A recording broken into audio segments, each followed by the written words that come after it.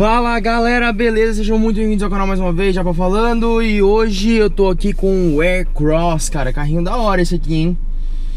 E vamos dar um rolê então na cidade pra falar os pontos positivos e negativos do bichão aqui. Então vamos lá. Tô sem cinto, não sei se vai dar pra vocês verem no painel aqui. Tem o sinal luminoso do cinto de segurança, né? Falando que eu estou sem cinto de segurança. Eu vou sair com o carro. Passei os 20 km por hora, ele começa a bipar. Se eu não paro e não ponho o cinto de segurança, o que ele faz? Assim que eu vou ganhando velocidade, ele vai aumentando o volume do bip.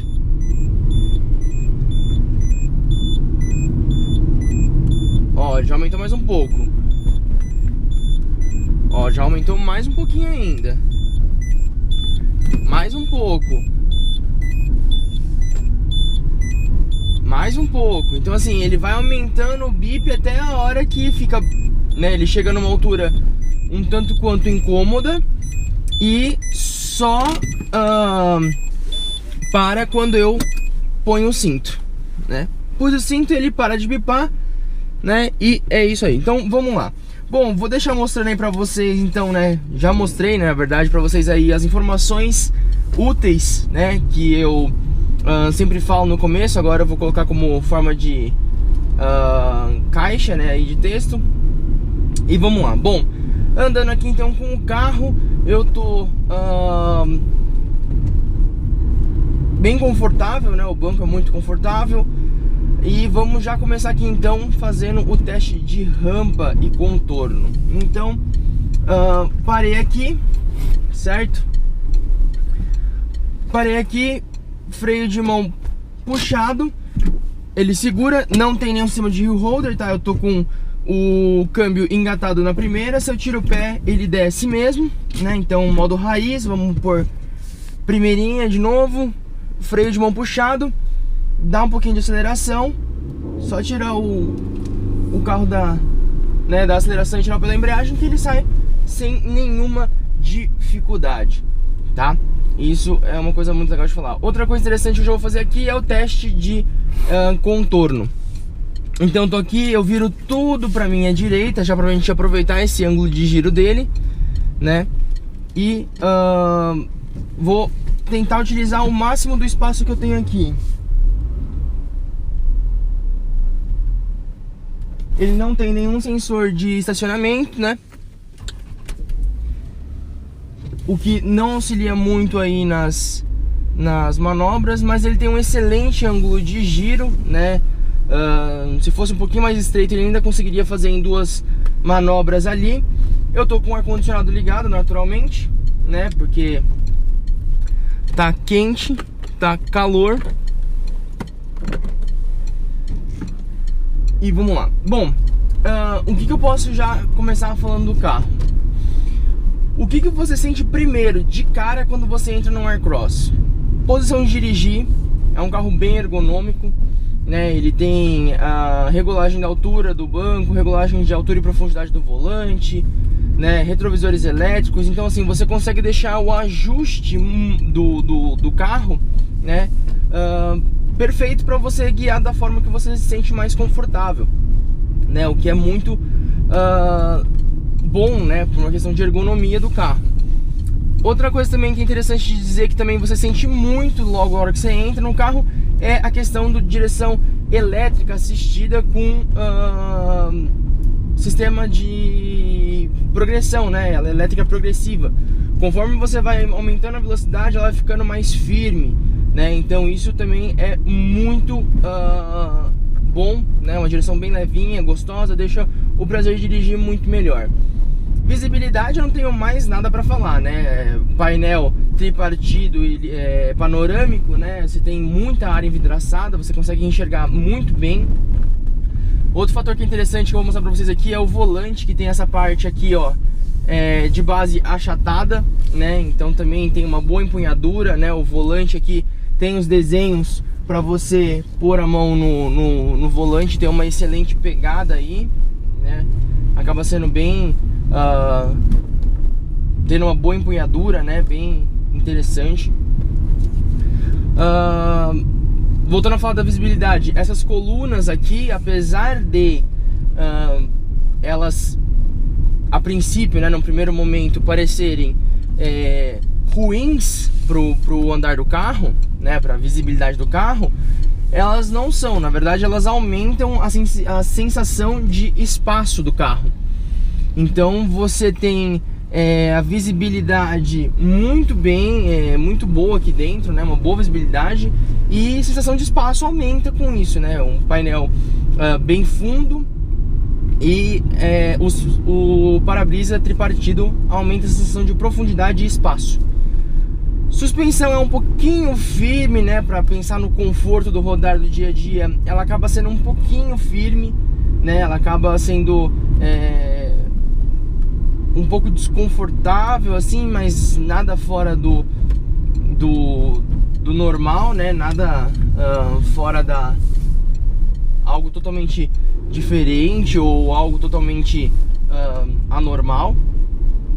As rodas aro 16 com um pneu de perfil um pouquinho mais baixo deixa transmitir um pouquinho das imperfeições do solo aqui para dentro. Ângulo de ataque e saída desse carro é muito bom, né? Eu não consegui raspar a frente do carro em nenhum momento, né? Mesmo em uns buracos, né? Umas rampas um pouco mais acentuadas aí, não raspou, né? É um carro que, apesar da Citroën ter tirado o C3 Picasso de linha, foi uma jogada boa deles manter a versão do E-Cross de entrada sem o step traseiro, né? Uma que incentiva a evitar o furto do step, né, lá atrás, que ainda existe muito desse problema, né? E também ele acaba tendo muito o aspecto do C3 Picasso, né, que tinha, porém com a altura elevada da suspensão que o Aircross tem. Então fica bem interessante aí essa pegada do carro, né? Outra coisa também que é bem legal de se falar é a questão do carro ter um aspecto mais robusto, e por esse motivo também ele tem uma suspensão um pouco mais firme para conseguir passar pelos buracos. Nesse ponto a suspensão firme acaba sendo um pouquinho um pouco mais positivo, né? Porque tem muito buraco que você passa, que você sente a pancada um pouquinho mais forte, mas ele não uma velocidade aí um pouco mais acima do normal, né? Uma velocidade que muitos carros aí não conseguem passar, né? Enfim, ele passa por obstáculos com mais facilidade que seus outros concorrentes, né? Mas bem tranquilo. Questão de motorização, esse motor 1.6 6 válvulas da Citroën, né?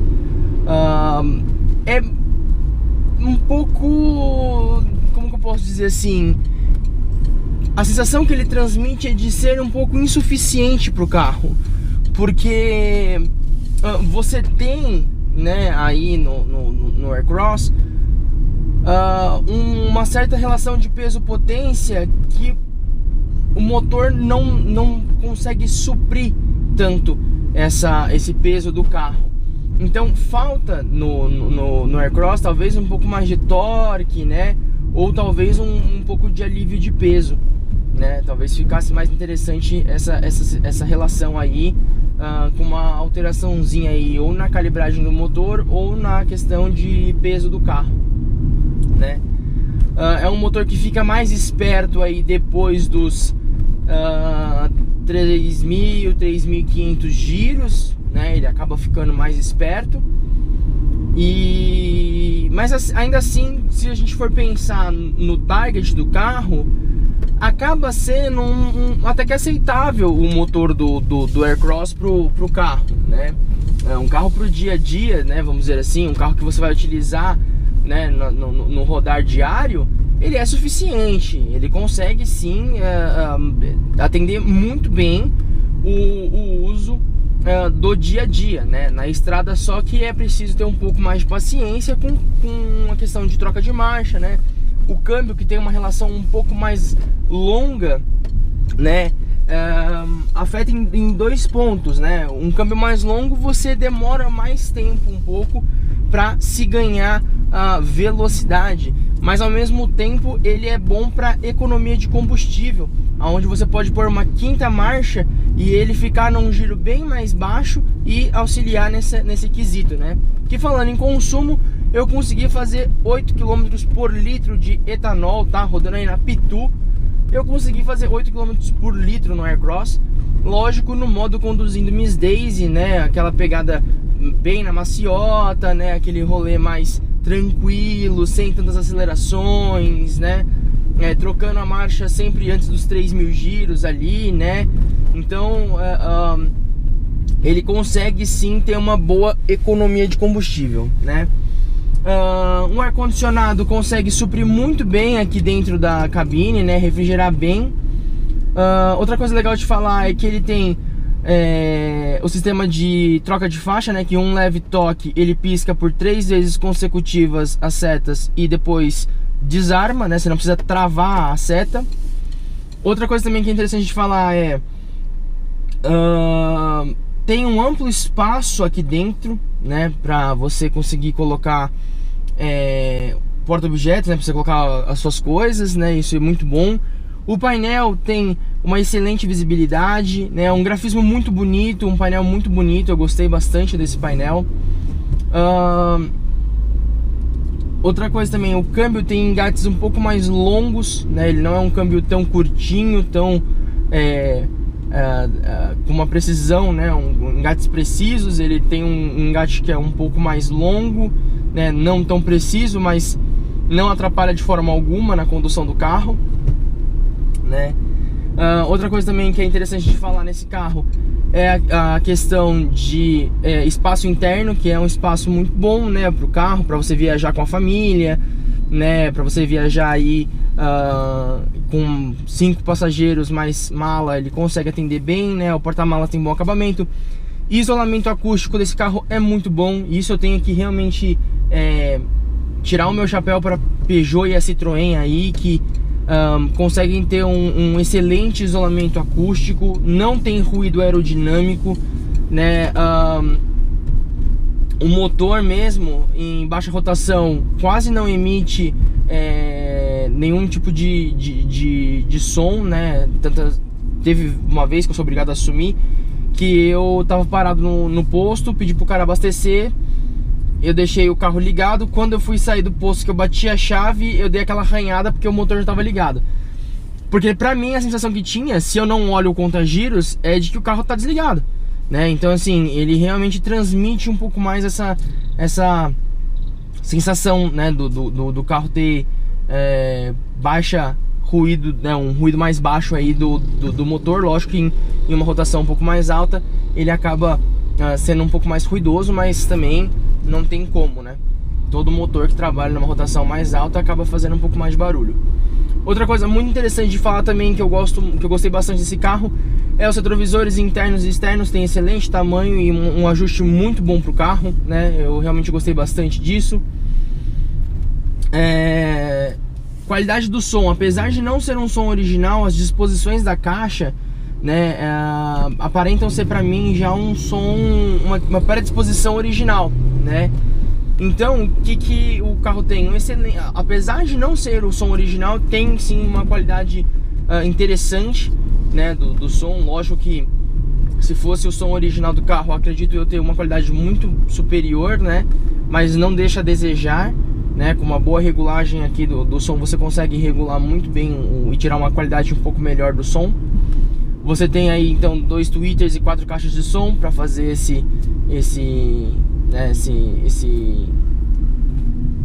para conseguir, né, passar o som para dentro do carro. Então é muito bom mesmo e é bem prazeroso. Outra coisa também que é interessante dizer nesse carro é que, apesar, né, de ser um carro de entrada, né, que a gente tem que pensar é que, comparando com os seus concorrentes aí, ele tá abaixo, né? Ele tem um valor mais baixo. Comparado aí com a EcoSport, né, que a gente testou recentemente, um carro que vale 73 mil, né, a versão SE, a versão de entrada da EcoSport. E o Aircross, apesar de não ter todos os equipamentos que tem a EcoSport, ele tá 20 mil abaixo. Esse carro ele sai por 53 mil, 54 mil reais aí. Então, na questão equipamento-valor, né, você tem aí um valor mais interessante com o Aircross, apesar de ele vir equipado com algumas coisinhas, né, que trazem um conforto a mais pro motorista. Ele acaba entregando um custo-benefício até que interessante comparado com seus concorrentes aí, né. Mas é isso, galera. Eu acho que eu acabei falando tudo. Eu deixo aqui abaixo para vocês os comentários abertos aí para vocês perguntarem, darem dicas, sugestão, enfim, fica aberto aí para vocês fazerem né, o comentário de vocês, vocês participarem mais aí comigo no canal. É um prazer responder vocês sempre. E é isso aí, a gente se vê então no próximo vídeo. Ative as notificações, se você ainda não ativou, se inscreve no canal se você não é inscrito, deixa o seu like. A gente vai se ver num próximo vídeo. Até a próxima, galera. Fui!